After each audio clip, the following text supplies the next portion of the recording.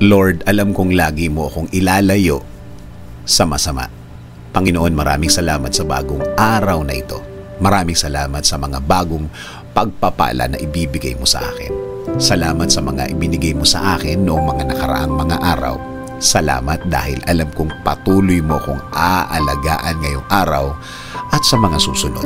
Lord, ilayo mo ako sa masama. Alam ko na bahagi ng mundong ito ang kasamaan at ibang klase na din ang kasamaan sa mga panahong ito. Patindi na ng patindi, wala nang sinisino.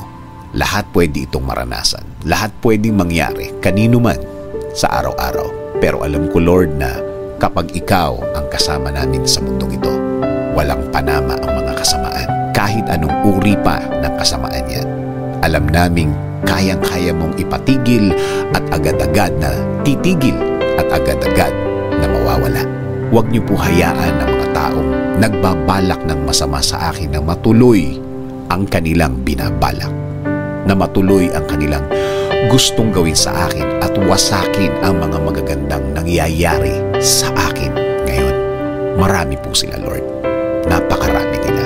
Pero alam kong kahit na anong gawin nila, kung protektado mo ako, hinding-hindi matutuloy ang mga masasamang hangarin nila sa aking buhay. Kahit na sino pa ang kakampi nila, walang mangyayari sa balak nila. Itinataas ko din ang aking pamilya sa inyo, Panginoon. Huwag niyo pong hayaan na madamay sila sa mga gustong gawin ng mga taong ito na walang inisip kundi ang manakit ng kapwa. Lord, alagaan niyo ang lahat ng aking pamilya sa mga masasamang loob na ito. Patuloy niyo pong ibigay ang magandang plano niyo sa aking buhay. Kayo na po ang bahala sa aking araw-araw. Kayo na po ang mag-lead sa aking buhay. Tinatanggap ko po ang lahat ng gusto niyong ibigay na pagpapala sa aking buhay, Lord. Kasama po ng aking panalangin na ito, gawin niyo din pong ligtas ang aking bayan.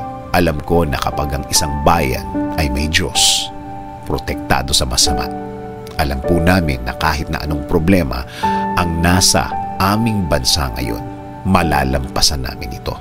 Protektahan niyo din po ang lahat ng pamilya na nasa Pilipinas at mga Pilipino sa ibang bansa.